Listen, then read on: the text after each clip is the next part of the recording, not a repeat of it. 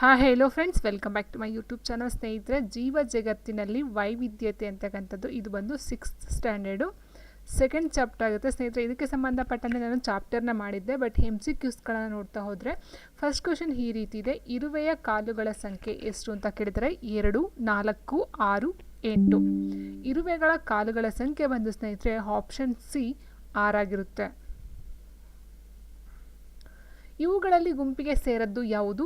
ಸಸ್ಯಗಳು, ಕೀಟಗಳು, ಪಕ್ಷಿಗಳು, ಪರ್ವತಗಳು. ಸೊ ಆನ್ಸರ್ ಆಪ್ಷನ್ ಡಿ ಪರ್ವತಗಳು. ಯಾಕಂತಂದರೆ ಸಸ್ಯಗಳು, ಕೀಟಗಳು, ಪಕ್ಷಿಗಳೆಲ್ಲ ಒಂದು ಜೀವಿಗೆ ಸಂಬಂಧಪಟ್ಟಂಥದ್ದು ಪರ್ವತ ಅಂತಕ್ಕಂಥದ್ದು ಇದೊಂದು ಅಜೈವಿಕ ಅಂತ ಹೇಳಬಹುದು. ಆ್ಯಂಡ್ ನೆಕ್ಸ್ಟ್ ಮೂರನೇ ಪ್ರಶ್ನೆ ಹೀರಿದೆ. ಸಸ್ಯಗಳ ವೈವಿಧ್ಯತೆಯನ್ನು ಗುರುತಿಸಲು ಸಹಾಯಕವಾಗುವ ಲಕ್ಷಣ ಯಾವುದು? ಎತ್ತರ ಅಥವಾ ಗಿಡ್ಡ, ಅನುಕೂಲ ಅನಾನುಕೂಲ, ಕಾಂಡಗಳ ಆಕಾರ, ಎಲೆಗಳ ರಚನೆ. ಸಸ್ಯಗಳ ವೈವಿಧ್ಯತೆ ಅಂತಕ್ಕಂಥದ್ದನ್ನ ಗುರುತಿಸಲು ಸಹಾಯಕವಾಗುವ ಲಕ್ಷಣ ಆಪ್ಷನ್ ಬಿ ಅನುಕೂಲ ಅಥವಾ ಅನಾನುಕೂಲ. ಕೊಟ್ಟಿರುವ ಚಿತ್ರದಲ್ಲಿ ಎ ಭಾಗವು ಜಲವಾಸಿಗಳನ್ನು ಆ್ಯಂಡ್ ಬಿ ಭಾಗವು ನೆಲವಾಸಿಗಳನ್ನು ಪ್ರತಿನಿಧಿಸಿದರೆ ಸಿ ಭಾಗವು ಏನನ್ನು ಪ್ರತಿನಿಧಿಸುತ್ತದೆ ಅಂತ ಕೇಳಿದರೆ ಯಾವ ಜೀವಿಗಳನ್ನು ಪ್ರತಿನಿಧಿಸುತ್ತದೆ? ಇದು ಬಂದು ನೋಡಿ ಸ್ನೇಹಿತರೆ, ಇದು ಜಲವಾಸಿ, ಇದು ನೆಲವಾಸಿ. ಸೊ ಇದು ಸಿ ಅಂತಕ್ಕಂಥದ್ದು ಜಲವಾಸಿಲು ಸಹ ಬರುತ್ತೆ, ನೆಲವಾಸಿಲು ಬರುತ್ತೆ. ಎರಡಲ್ಲೂ ಸಹ ಬದುಕ್ತಕ್ಕಂಥ ಒಂದು ಪ್ರಾಣಿ ಅಥವಾ ಜೀವಿನ ನಾವೇನಂತ ಕರಿತೀವಿ? ಉಭಯವಾಸಿಗಳು ಅಂತ ಕರಿತೀವಿ. ಫಾರ್ ಎಕ್ಸಾಂಪಲ್ ಕಪ್ಪೆ, ಹೌದಲ್ವಾ? ಸೊ ಆನ್ಸರ್ ಆಪ್ಷನ್ ಡಿ ಉಭಯವಾಸಿಗಳು. ಸೊ ಇದು ಆಲ್ರೆಡಿ ನಾನು ಚಾಪ್ಟರ್ನ ಕಂಪ್ಲೀಟ್ ಮಾಡಿದ್ದೀನಿ ಸ್ನೇಹಿತರೆ, ಹಾಗಾಗಿ ಆನ್ಸರ್ಸ್ಗೆ ಡೈರೆಕ್ಟಾಗಿ ಕೊಡ್ತಾ ಹೋಗ್ತೀನಿ. ನಿಮಗೆ ಎಕ್ಸ್ಪ್ಲನೇಷನ್ ಇದ್ರ ಬಗ್ಗೆ ಬೇಕು ಅಂತಂದರೆ ನೀವು ಚಾಪ್ಟರ್ನ ನೋಡ್ತಾ ಹೋದರೆ ನಿಮಗೆಲ್ಲ ಕಂಪ್ಲೀಟಾಗಿ ಸಿಗ್ತಾ ಹೋಗುತ್ತೆ. ನೆಕ್ಸ್ಟು, ಕಾಂಡ ತೆಳುವಾಗಿದ್ದು ಹೆಳಸಾಗಿ ಹಸಿರಿನಿಂದ ಕೂಡಿರುವ ಸಸ್ಯದ ವಿಧ ಯಾವುದು ಅಂತ ಕೇಳಿದರೆ ಮೂಲಿಕೆ, ಮರ, ಬಳ್ಳಿಗಳು, ನೆಲಬಳ್ಳಿಗಳು. ನಾವು ಸಸ್ಯಗಳನ್ನು ಡಿವೈಡ್ ಮಾಡ್ತಾ ಹೋದರೆ ಅಲ್ಲಿ ಮರಗಳಂತ ನೋಡ್ತೀವಿ, ಅದಾದ ನಂತರ ಪೊದೆಗಳು ನೋಡ್ತೀವಿ, ಬಳ್ಳಿಗಳು ನೋಡ್ತೀವಿ, ಮರ ನೋಡ್ತೀವಿ, ನೆಲಬಳ್ಳಿಗಳು, ಮೂಲಿಕೆ, ಈ ಥರ ಎಲ್ಲ ನೋಡ್ತಾ ಹೋಗ್ತೀವಿ. ಮರ ಅಂತ ಹೇಳಿದರೆ ತುಂಬಾ ಗಟ್ಟಿಯಾಗಿರ್ತಕ್ಕಂಥದ್ದು, ತುಂಬ ಎತ್ತರವಾಗಿರ್ತಕ್ಕಂಥದ್ದು, ಕಾಂಡ ತುಂಬಾ ಸ್ಟ್ರಾಂಗ್ ಆಗಿ ಒಂದು ಎಲ್ಲೋ ಇದರಲ್ಲಿ ಬರ್ತಕ್ಕಂಥದ್ದಾಗಿರುತ್ತೆ ಕಂದು ಬಣ್ಣದಲ್ಲಿ. ಹಾಗಾಗಿ ಇದನ್ನ ನೋಡ್ತಾ ಹೋಗಲ್ಲ. ನೆಕ್ಸ್ಟು, ಇನ್ನು ಕಾಂಡ ತೆಳುವಾಗಿದ್ದು ಎಳಸಾಗಿ ಹಸಿರಿಂದ ಕೂಡಿರುವ ಸಸ್ಯ ನೋಡಿ ಸ್ನೇಹಿತರೆ, ಮೂಲಿಕೆ, ಬಳ್ಳಿಗಳು, ನೆಲಬಳ್ಳಿಗಳು ಎಲ್ಲ ಕಾಂಡ ತೆಳುವಾಗೆ ಕಂಡು ಬರ್ತಕ್ಕಂಥದ್ದು ಮತ್ತು ಎಳಸಾಗಿರುತ್ತೆ, ಹಸಿರಿಂದ ಕೂಡಿರ್ತಕ್ಕಂಥ ಒಂದು ಸಸ್ಯಗಳಾಗಿರುತ್ತೆ. ಆದರೆ ಬಳ್ಳಿಗಳು, ನೆಲಬಳ್ಳಿಗಳು ಏನಾಗಿರುತ್ತೆ? ಈ ಒಂದು ನೆಲದ ಮೇಲೆ ಹೋಗ್ತಕ್ಕಂಥದ್ದು ಅಥವಾ ಬೇರೆ ಒಂದು ಮರಗಳನ್ನು ಆಶ್ರಯವನ್ನು ಪಡ್ಕೊಳ್ತಕ್ಕಂಥದ್ದಾಗಿರುತ್ತೆ. ಸೊ ಆ ಒಂದು ಲಕ್ಷಣವನ್ನು ಇಲ್ಲಿ ಕೊಟ್ಟಿಲ್ಲ. ಸೊ ಹಾಗಾಗಿ ಆನ್ಸರ್ ಆಪ್ಷನ್ ಎ ಮೂಲಿಕೆ ಅಂತಕ್ಕಂಥದ್ದು ಏನಿದೆ ಮೂಲಿಕೆನ ನೋಡ್ತಾ ಹೋದರೆ ಹರ್ಬ್ಸ್ ಅಂತ ಹೇಳ್ತೀವಿ ಇಂಗ್ಲೀಷಲ್ಲಿ, ಹರ್ಬ್ಸ್. ಸೊ ಈ ಒಂದು ಹರ್ಬ್ಸ್ ಅಂತ ಹೇಳಿದಾಗ ಈ ಒಂದು ಕಾಂಡ ತುಂಬ ತೆಳುವಾಗುತ್ತೆ. ಇಟ್ ಮೀನ್ಸ್ ಉಗ್ರ ನಾವು ಹಿಂಗೆ ಇಂಟಿದ್ರೆ ಅದು ಕಟ್ಟಾಗ್ತಕ್ಕಂಥ ಒಂದು ಸಾಧ್ಯತೆ ಇರುತ್ತಲ್ವ. ಸೊ ಅಂಥ ಗಿಡಗಳ ನಾವು ಮೂಲಿಕೆ, ಹರ್ಬ್ಸ್ ಅಂತ ಕರಿತಾ ಹೋಗ್ತೀವಿ. ಆಪ್ಷನ್ ಎ ಆಗಿರುತ್ತೆ. ಫಾರ್ ಎಕ್ಸಾಂಪಲ್ ಅಂತ ಹೇಳಿದ್ರೆ ನಿಮಗೆ ಟೊಮೊಟೊ ಗಿಡ ಆಗಿರಬಹುದು, ಅಥವಾ ಈ ಒಂದು ಮೆಣಸಿನ್ಕಾಯಿ ಗಿಡ ಆಗಿರ್ಬೋದು, ಅಥವಾ ಇನ್ನು ಚಿಕ್ಕ ಅಂತ ಹೇಳಿದ್ರೆ 1 ವರ್ಷ ಅಥವಾ 3 ತಿಂಗಳಲ್ಲಿ ಕಟಾವಾಗ್ತಕ್ಕಂಥ ಒಂದು ಗಿಡಗಳಂತಲೇ ಹೇಳ್ಬಹುದಾಗಿರುತ್ತೆ ಸ್ನೇಹಿತರೆ. ಆ್ಯಂಡ್ ನೆಕ್ಸ್ಟ್, ದುರ್ಬಲ ಕಾಂಡವಿರುವ ಆಧಾರವನ್ನು ಪಡೆದು ಹತ್ತುವ ಸಸ್ಯಗಳು. ಅಂದರೆ ದುರ್ಬಲ ಕಾಂಡವನ್ನು ಹೊಂದಿರತಕ್ಕಂಥದ್ದು, ಆಧಾರವನ್ನು ಪಡೆದು ಹತ್ತುವಂಥ ಸಸ್ಯಗಳು ಯಾವುದು? ನೆಲಬಳ್ಳಿ, ಅಡರುಬಳ್ಳಿ, ಎ ಮತ್ತು ಬಿ ಎರಡು ಯಾವುದು ಅಲ್ಲ ಅಂತ ಕೊಟ್ಟಿದ್ದಾರೆ ಸ್ನೇಹಿತರೆ.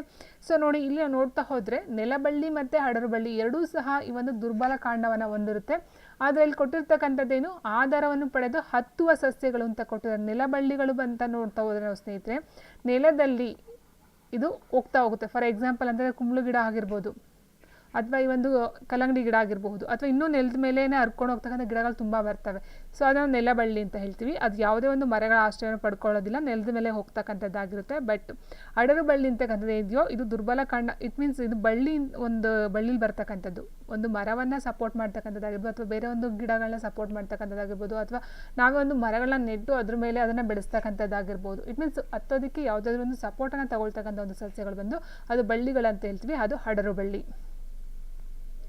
ಕೆಳಗಿನಲ್ಲಿ ತಪ್ಪಾದ ಹೇಳಿಕೆ ಯಾವುದು? ಕಡಲೆ ಸಮಾಂತರ ನಾಳ ವಿನ್ಯಾಸ, ಗೋಧಿ ಸಮಾಂತರ ನಾಳ ವಿನ್ಯಾಸ, ಮೆಕ್ಕೆಜೋಳ ಸಮಾಂತರ ನಾಳ ವಿನ್ಯಾಸ, ರಾಗಿ ಸಮಾಂತರ ನಾಳ ವಿನ್ಯಾಸ. ಸ್ನೇಹಿತರೆ, ಸಮಾಂತರ ನಾಳ ವಿನ್ಯಾಸ ಅಂದರೆ ಏನು ಅಂತಂದರೆ ನಾವು ಆಲ್ರೆಡಿ ನೋಡಿರೋ ಹಾಗೆ ಈ ಒಂದು ಬಾಳೆ ಎಲೆ ಟೈಪಲ್ಲಿ ಬರುತ್ತಲ್ವಾ. ಸೊ ಇದನ್ನು ನಾವು ಈ ಬಾಳೆ ಎಲೆ ಆಗಿರ್ಬೋದು, ಹುಲ್ಲಾಗಿರ್ಬೋದು, ಸೊ ಈ ರೀತಿ ಬರ್ತಕ್ಕಂಥದ್ದು ಏನಿರುತ್ತೋ ಇದನ್ನು ನಾವು ರಾಗಿ ಹುಲ್ಲಾಗಿರ್ಬೋದು, ಅಥವಾ ಜೋಳದ ಹುಲ್ಲಾಗಿರಬಹುದು, ಅಥವಾ ಬಾಳೆ ಎಲೆ ಆಗಿರಬಹುದು, ಇದನ್ನು ನಾವು ಸಮಾಂತರ ನಾಳ ವಿನ್ಯಾಸ ಅಂತ ಕರಿತೀವಿ. ಇಲ್ಲಿ ಕಡಲೆ ಅಂತಕ್ಕಂಥದ್ದು ಏನಿದೆಯೋ ಕಡಲೆ ನೋಡ್ತಾ ಹೋದರೆ ಇದರಲ್ಲಿ ಬರ್ತಕ್ಕಂಥದ್ದು ಜಾಲಬಂಧ ವಿನ್ಯಾಸ. ಯಾಕಂತಂದರೆ ಕಡಲೆ ಎಲೆ ನೋಡ್ತಾ ಹೋದರೆ ನೋಡಿ ಈ ರೀತಿ ಬರುತ್ತೆ. ಇದು ದ್ವಿದಳ ಧಾನ್ಯ ಆಗಿರುತ್ತೆ. ದ್ವಿದಳ ಧಾನ್ಯ ಆ್ಯಂಡ್ ಜಾಲಬಂಧ ಒಂದು ವಿನ್ಯಾಸವನ್ನು ಎಲೆನ ಹೊಂದಿರುತ್ತೆ, ಅದರ ಜೊತೆಗೆ ತಾಯಿ ಬೇರನ್ನು ಹೊಂದಿರುತ್ತೆ. ಆದರೆ ಗೋಧಿ, ರಾಗಿ, ಮೆಕ್ಕೆಜೋಳ ಇದೆಲ್ಲ ಏಕದಳ ಸಸ್ಯಗಳು. ಸಮಾಂತರ ನಾಳ ವಿನ್ಯಾಸವನ್ನು ಹೊಂದಿರತಕ್ಕಂಥದ್ದು ತಂತು ಬೇರನ್ನು ಹೊಂದಿರತಕ್ಕಂಥ ಸಸ್ಯಗಳು, ತಂತು ಬೇರು. ಆನ್ಸರ್ ಇಲ್ಲಿ ಆಪ್ಷನ್ ಎ ಕಡಲೆ. ಪಾರ್ಶ್ವ ಬೇರುಗಳು ಎಲ್ಲಿ ಕಂಡು ಬರುತ್ತವೆ? ತಾಯಿ ಬೇರು, ತಂತು ಬೇರು, ಎ ಮತ್ತು ಬಿ ಎರಡು ಯಾವುದು ಅಲ್ಲ ಅಂತ ಕೊಟ್ಟಿದ್ದಾರೆ. ಸೊ ಪಾರ್ಶ್ವ ಬೇರು ಅಂತಕ್ಕಂಥದ್ದು ಏನಿದೆಯೋ ಅಂತ ಅಂದರೆ ಸ್ನೇಹಿತರೆ, ಈಗ ತಾಯಿ ಬೇರು ಅಂತ ನೋಡಿದ್ವಿ. ಏನಂತ ಹೇಳಿದ್ರೆ ತಾಯಿ ಬೇರಲ್ಲಿ ಏನಾಗುತ್ತೆ, ಒಂದು ತಾಯಿ ಬೇರು ದಪ್ಪದಾಗಿರುತ್ತೆ. ಸೊ ಅದರಲ್ಲಿ ಕವಲು ಹೊಡೆದಿರ್ತಾವಲ್ವ, ಈ ರೀತಿ ಇದನ್ನು ಪಾರ್ಶ್ವ ಬೇರು ಅಂತ ಕರಿತೀವಿ. ಇದು ಇದೆಯಲ್ಲ, ದೊಡ್ಡ ಬೇರು ಹೊಂದಿರುತ್ತೆ, ಅದರ ಜೊತೆಗೆ ಬರ್ತಕ್ಕಂಥ ಈ ಥರ ಸಣ್ಣ ಸಣ್ಣ ಬೇರುಗಳಿರುತ್ತೆ, ಅದನ್ನು ಪಾರ್ಶ್ವ ಬೇರು ಅಂತೀವಿ. ಅದು ಕಂಡು ಬರ್ತಕ್ಕಂಥ ಒಂದು ತಾಯಿ ಬೇರಲ್ಲಿ. ಇನ್ನು ತಂತು ಬೇರು ಅಂತ ಹೇಳಿದ್ರೆ ಎಲ್ಲ ಸಹ ಸಣ್ಣದಾಗಿ ಇರ್ತಕ್ಕಂಥದ್ದು, ಎಲ್ಲ ಪಾರ್ಶ್ವ ಬೇರು ಥರನೇ ಕಂಡು ಬರ್ತಕ್ಕಂಥದ್ದು. ಇದು ತಂತು ಬೇರು. ತಾಯಿ ಬೇರು ಅಂತ ಹೇಳಿದ್ರೆ ಒಂದು ದಪ್ಪದಾಗಿರುತ್ತೆ. ಸೊ ಅದರಲ್ಲಿ ಸಣ್ಣದಾಗಿ ಪಾರ್ಶ್ವ ಬೇರುಗಳು ಕಂಡು ಬರ್ತಕ್ಕಂಥದ್ದು. ಸೊ ಆನ್ಸರ್ ಆಪ್ಷನ್ ಎ ತಾಯಿ ಬೇರು. ಆ್ಯಂಡ್ ನೆಕ್ಸ್ಟ್ 9ನೇ ಪ್ರಶ್ನೆ ಈ ರೀತಿ ಇದೆ. ಸರಿಯಾದ ಹೇಳಿಕೆಯನ್ನು ಗುರುತಿಸಿ. ಮೆಕ್ಕೆಜೋಳವು ಒಂದು ಏಕದಳ ಸಸ್ಯ. ಮೆಕ್ಕೆಜೋಳವು ಸಮಾಂತರ ನಾಳ ವಿನ್ಯಾಸವನ್ನು ಹೊಂದಿದೆ. ಸೊ ನಾವು ನೋಡಿದ್ವಿ ಇಲ್ಲಿ ಮೆಕ್ಕೆಜೋಳ ಅಂತಕ್ಕಂಥದ್ದು ಒಂದು ಸಮಾಂತರ ನಾಳ ವಿನ್ಯಾಸ ಆ್ಯಂಡ್ ಏಕದಳ ಸಸ್ಯ. ಅದರ ಜೊತೆಗೆ ನಾವು ನೋಡಿದ ಹಾಗೆ ಇನ್ನೊಂದು ಹೇಳಿದ್ವಿ, ಏನಂತೇಳಿದ್ರೆ ತಂತು ಬೇರನ್ನು ಹೊಂದಿರತಕ್ಕಂಥದ್ದು. ಹೌದಾ? ಸೊ ಮೆಕ್ಕೆಜೋಳ ಒಂದು ಏಕದಳ ಸಸ್ಯ ಆಗಿರುತ್ತೆ, ಸಮಾಂತರ ನಾಳ ವಿನ್ಯಾಸವನ್ನು ಹೊಂದಿರುತ್ತೆ ಆ್ಯಂಡ್ ತಂತು ಬೇರನ್ನು ಹೊಂದಿರತಕ್ಕಂಥದ್ದು ಆಗಿರುತ್ತೆ, ತಂತು ಬೇರು.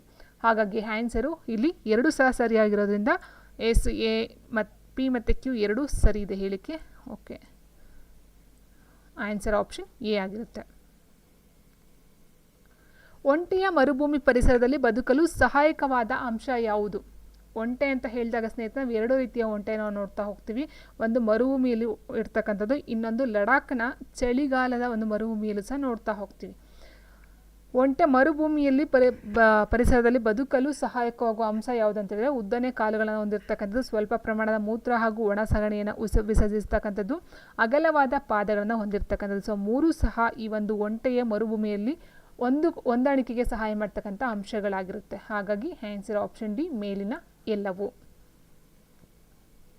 ಯಾವುದೇ ಸಸ್ಯ ಅಥವಾ ಪ್ರಾಣಿ ತನ್ನ ಸುತ್ತಲಿನ ಪರಿಸರದಲ್ಲಿ ಸಹಜವಾಗಿ ಜೀವಿಸಲು ಸಹಾಯಕವಾಗುವ ನಿರ್ದಿಷ್ಟ ಲಕ್ಷಣಗಳು ಅಥವಾ ಅಭ್ಯಾಸಗಳನ್ನು ಹೀಗೆನ್ನುವರು.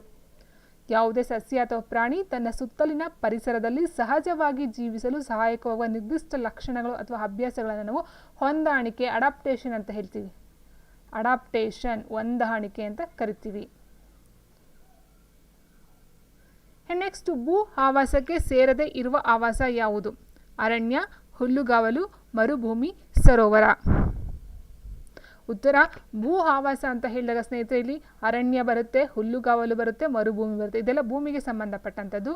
ಸರೋವರ ಅಂತಕ್ಕಂಥ ಇದು ನೀರಿನ ಆವಾಸ ಸ್ಥಾನ, ಹೌದಲ್ವಾ? ಸೊ ಆನ್ಸರ್ ಆಪ್ಷನ್ ಡಿ ಸರೋವರ ಆಗಿರುತ್ತೆ.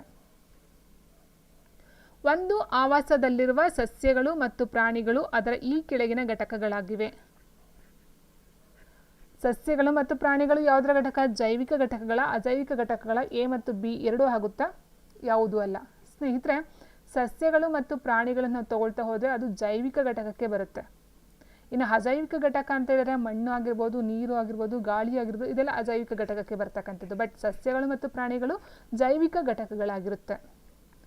ನೆಕ್ಸ್ಟ್ 14ನೇ ಪ್ರಶ್ನೆ. ಪಾಪಸ್ ಕಳ್ಳಿಯ ಮುಳ್ಳುಗಳು ಸಸ್ಯದ ಈ ಭಾಗದ ಮಾರ್ಪಾಡಾದ ರಚನೆ. ಪಾಪಸ್ ಕಳ್ಳಿ ಅಂತ ಹೇಳಿದಾಗ ಸ್ನೇಹಿತರೆ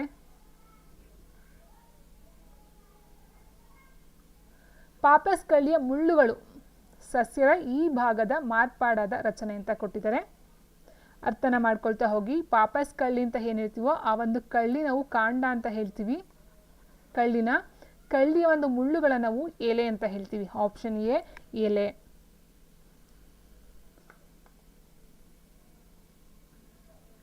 ನೆಕ್ಸ್ಟ್, ಮೊದಲೆರಡು ಪದಗಳಿರುವ ಸಂಬಂಧದಂತೆ ಮೂರನೇ ಪದಕ್ಕೆ ಸಂಬಂಧ ಕಲ್ಪಿಸಿದ ಪದವನ್ನು ಬರೆಯಿರಿ. ಟೊಮೆಟೊ ಒಂದು ಮೂಲಿಕೆ ಆದರೆ ಗುಲಾಬಿ ಯಾವ ಒಂದು ಗಿಡಕ್ಕೆ ಸಂಬಂಧಪಟ್ಟಂತೆ ಬರುತ್ತೆ? ಸೊ ನಾವು ನೋಡ್ತಾ ಹೋದಾಗೆ ಸಸ್ಯಗಳನ್ನು ನಾವು ಡಿವೈಡ್ ಮಾಡ್ತಾ ಹೋಗ್ತೀವಿ ಸ್ನೇಹಿತರೆ. ಮರಗಳು, ಆಯಿತಾ, ಅದಾದ ನಂತರ ಪೊದೆ, ಅದಾದ ನಂತರ ಮೂಲಿಕೆ, ಅದಾದ ನಂತರ ಬಳ್ಳಿ, ಅದಾದ ನಂತರ ನೆಲಬಳ್ಳಿ. ಓಕೆ, ಸೊ ಈ ರೀತಿ ಮಾಡ್ತಾ ಹೋಗ್ತೀವಿ. ಮರಗಳಂತ ಹೇಳಿದಾಗ ನಿಮಗೆ ತೆಂಗಿನ ಮರ, ಆಲದ ಮರ ಆಗಿರ್ಬೋದು, ಹಲಸಿನ ಮರ ಆಗಿರ್ಬೋದು, ಇದೆಲ್ಲ ನೋಡ್ತಾ ಹೋಗ್ತೀವಿ. ಮೂಲಿಕೆ ಅಂತ ಹೇಳಿದಾಗ ಟೊಮೆಟೊ ಗಿಡ ಆಗಿರಬಹುದು. ಆ್ಯಂಡ್ ಗುಲಾಬಿ ಅಂತ ಹೇಳಿದಾಗ ಅದೊಂದು ಪೊದೆ ಆಗಿರುತ್ತೆ. ಪೊದೆ ಕಾಂಡ ಸ್ವಲ್ಪ ಗಟ್ಟಿ ಇರುತ್ತೆ. ಗುಲಾಬಿ, ದಾಸವಾಳ ಗಿಡ ಗಟ್ಟಿ ಇರುತ್ತೆ, ಸ್ವಲ್ಪ ಗಟ್ಟಿ ಇರುತ್ತೆ ಪೊದೆಯಲ್ಲಿ.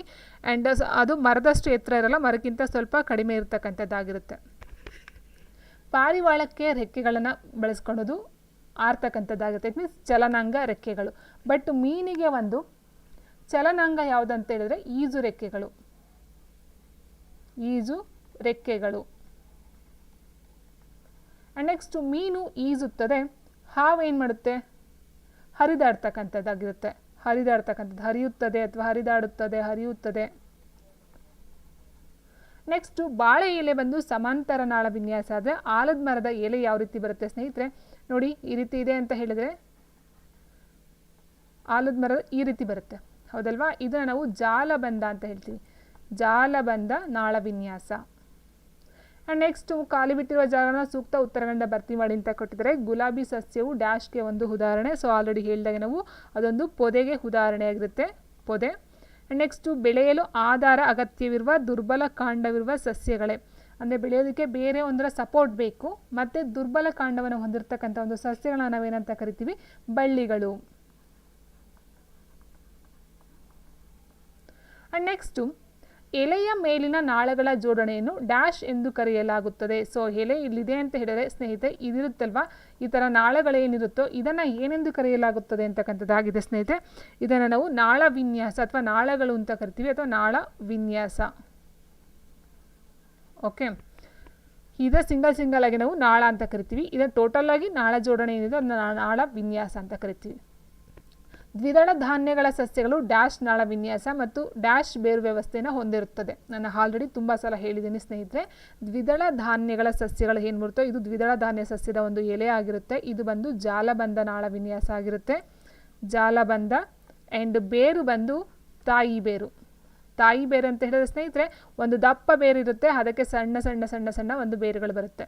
ಹಾಗಾಗಿ ಇಲ್ಲಿ ತಾಯಿ ಬೇರನ್ನು ಹೊಂದಿರುತ್ತೆ. ಅರ್ಥ ಮಾಡ್ಕೋಬೇಕು, ದ್ವಿದಳ, ಜಾಲಬಂಧ, ತಾಯಿ ಬೇರು ಮೂರು ಒಂದಕ್ಕೆ ಬರ್ತಕ್ಕಂಥದ್ದು. ಇನ್ನು ಏಕದಳ ಧಾನ್ಯಗಳ ಸಸ್ಯಗಳನ್ನು ನೋಡ್ತಾ ಹೋದರೆ ಇದು ನಾಳ ಬದಲಾಗಿ ಸಮಾಂತರ ಬರುತ್ತೆ. ಈ ಬಾಳೆ ಎಲೆ ಇದೆಯಲ್ಲ, ಸಮಾಂತರ. ಸೊ ರಾಗಿ ಗರಿ ಆಗಿರ್ಬೋದು, ಹುಲ್ಲಾಗಿರಬಹುದು, ಈ ಒಂದು ಏಕದಳ ಧಾನ್ಯಗಳಲ್ಲಿ ಬರ್ತಕ್ಕಂಥದ್ದು. ಆ್ಯಂಡ್ ಇಲ್ಲಿ ಬರ್ತಕ್ಕಂಥದ್ದು ತಂತು ಬೇರು. ತಂತು ಬೇರು ಅಂತ ಹೇಳಿದ್ರೆ ಸೊ ಅದಕ್ಕೆ ಒಂದು ತಾಯಿ ಬೇರು ಇರಲ್ಲ, ಎಲ್ಲ ಈ ರೀತಿ ತಂತು ರೀತಿ ಇರ್ತಕ್ಕಂಥದ್ದು. ಇನ್ನು ನೆಕ್ಸ್ಟ್ ಜೀವಿಗಳನ್ನು ಅವುಗಳ ಸಾಮಾನ್ಯ ಗುಣಲಕ್ಷಣಗಳ ಆಧಾರದ ಮೇಲೆ ಗುಂಪುಗಳಾಗಿಸುವ ವಿಧಾನವನ್ನು ಡ್ಯಾಶ್ ಎಂದು ಕರೆಯಲಾಗುತ್ತದೆ. ಏನಂತ ಕರೀತಾರೆ? ಗುಂಪುಗೂಡಿಸುವಿಕೆ ಅಂತ ಕರೀತಾರೆ.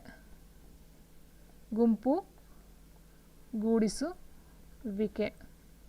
ಓಕೆ. ಆ್ಯಂಡ್ ನೆಕ್ಸ್ಟು ಸಸ್ಯಗಳು ಮತ್ತು ಪ್ರಾಣಿಗಳು ವಾಸಿಸುವ ಸ್ಥಳಗಳನ್ನು ಅವುಗಳ ಆವಾಸ, ಆವಾಸ ಎಂದು ಕರೆಯಲಾಗುತ್ತದೆ. ಆವಾಸ ಮೀನ್ಸ್ ಆ ಒಂದು ಏನು ಪ್ರಾಣಿ ಪಕ್ಷಿಗಳು ಜೀವಿಸ್ತವೋ ಆ ಒಂದು ಜಾಗವನ್ನು ಆವಾಸ, ಹ್ಯಾಬಿಟೇಟ್ ಅಂತ ಹೇಳ್ತೀವಿ, ಹ್ಯಾಬಿಟೇಟ್. ನೆಕ್ಸ್ಟ್ ನೆಲದ ಮೇಲೆ ವಾಸಿಸುವ ಸಸ್ಯಗಳು ಮತ್ತು ಪ್ರಾಣಿಗಳನ್ನು ಏನೆಂದು ಕರೆಯಲಾಗುತ್ತದೆ? ನೆಲದ ಮೇಲೆ ವಾಸ ಮಾಡಿದ್ರೆ ನೆಲವಾಸಿಗಳು, ನೆಲವಾಸಿಗಳು. ಅದೇ ರೀತಿ ನೀರಿನಲ್ಲಿ ವಾಸ ಮಾಡಿದ್ರೆ ಜಲವಾಸಿಗಳು ಅಂತ ಕರಿತೀವಿ, ಜಲವಾಸಿಗಳು. ನೆಕ್ಸ್ಟ್ ನೀರಿನಲ್ಲಿ ಮತ್ತು ನೆಲದ ಮೇಲೆ ಎರಡೂ ಕಡೆ ವಾಸ ಮಾಡ್ತೀರಿ, ಅದನ್ನು ಉಭಯವಾಸಿ ಅಂತ ಕರಿತೀವಿ, ಹೌದಲ್ವಾ? ಸೊ ಉಭಯವಾಸಿ. ನೆಕ್ಸ್ಟು ಹೊಂದಿಸಿ ಬರೆಯಿರಿ. ಒಂದು ಕ್ವಶನ್ ಇದೆ. ಒಂಟೆ, ಸಿಂಹ, ಚಮರಿ ಮೃಗ, ಆನೆ ಅಂತ ಕೊಟ್ಟಿದ್ದಾರೆ. ಇದು ಎಲ್ಲೆಲ್ಲಿ ಜೀವಿಸುತ್ತದೆ, ಯಾವುದರ ಮೇಲೆ ಜೀವಿಸ್ತದೆ ಅಂತಕ್ಕಂಥದ್ದು ಇಲ್ಲಿ ಪ್ರಶ್ನೆ ಆಗಿರುತ್ತೆ. ಒಂಟೆ ಸ್ನೇಹಿತರೆ ನಮಗೆ ಮರುಭೂಮಿಯಲ್ಲಿ ಕಂಡುಬರುತ್ತೆ, ಹೌದಾ? ಒಂಟೆ ಮರುಭೂಮಿ. ಆ್ಯಂಡ್ ನೆಕ್ಸ್ಟು ಸಿಂಹ ಎಲ್ಲಿ ಕಂಡು ಬರುತ್ತೆ? ಈಗ ಒಂದು ನಿಮ್ಗೆ ಇರ್ತಕ್ಕಂಥ ಸಿಂಹ ಮತ್ತು ಆನೆ ಹುಲ್ಲುಗಾವಲ ಅರಣ್ಯನ ಪರ್ವತ ಪ್ರದೇಶ. ಸೊ ಇಲ್ಲಿ ನಾವು ನೋಡ್ತಾ ಹೋದ್ರೆ ಸ್ನೇಹಿತರೆ ನೋಡಿ, ಚಮರಿ ಮೃಗ ಅಂತಕ್ಕಂಥದ್ದು ಪರ್ವತ ಪ್ರದೇಶದಲ್ಲಿ ಬರುತ್ತೆ. ಓಕೆ, ಚಮರಿ ಮೃಗ. ಸೊ ನೋಡಿ, ಆನೆ ಬಂದು ಹುಲ್ಲುಗಾವಲು ಬರುತ್ತೆ. ಯಾಕಂತ ಅಂದರೆ ಸಿಂಹ, ಇಲ್ಲಿ ಒಂದು ಕನ್ಫ್ಯೂಷನ್ ಇಟ್ಟಿದ್ದಾರೆ. ಸಿಂಹ ಮತ್ತು ಆನೆ ಎರಡೂ ಸಹ ಅರಣ್ಯ ಅಥವಾ ಕಾಡಿನಲ್ಲಿ ಬರ್ತಕ್ಕಂಥದ್ದು, ಅರಣ್ಯ ಅಥವಾ ಕಾಡಿನಲ್ಲಿ ಕಂಡು ಬರ್ತಕ್ಕಂಥದ್ದು ಆನೆ ಮತ್ತು ಸಿಂಹ ಆಗಿರುತ್ತೆ. ಬಟ್ ಆನೆ ನಾವು ನೋಡ್ತಾ ಹೋದರೆ ಇದು ಅರಣ್ಯಕ್ಕೆ ಬರೋದು ಆನೆ, ಸಿಂಹ ಬಂದು ಹುಲ್ಲುಗಾವಲಲ್ಲಿ ಬರ್ತಕ್ಕಂಥದ್ದು. ಆಪ್ಷನ್ ಒಂಟೆ ಮರುಭೂಮಿ, ಸಿಂಹ ಹುಲ್ಲುಗಾವಲು, ಚಮರಿಮೃಗ ಪರ್ವತ ಪ್ರದೇಶ, ಆನೆ ಅರಣ್ಯ. ಸಿಂಹ ಹುಲ್ಲುಗಾವಲು, ಹುಲ್ಲು ತಿನ್ನಲ್ಲ, ಬಟ್ ಹುಲ್ಲುಗಾವಲಲ್ಲಿ ಯಾಕಿದೆ ಅಂತ ಹೇಳಿದ್ರೆ ಅದು ಡೈರೆಕ್ಟಾಗಿ ಪ್ರಾಣಿಗಳನ್ನು ಅಟ್ಯಾಕ್ ಮಾಡೋದಿಲ್ಲ. ಹುಲ್ಲುಗಾವಲು ಇಲ್ಲಿರುತ್ತೋ ಸೊ ಅಲ್ಲಿ ಔತ್ಕೊಂಡು ಅಥವಾ ಇದು ಮಾಡ್ಕೊಂಡಿದ್ದು ಅಲ್ಲಿ ಬಂದು ಬೇರೆ ಪ್ರಾಣಿಗಳನ್ನು ಬೇಟೆಯಾಡ್ತಕ್ಕಂಥದ್ದಾಗಿರುತ್ತೆ.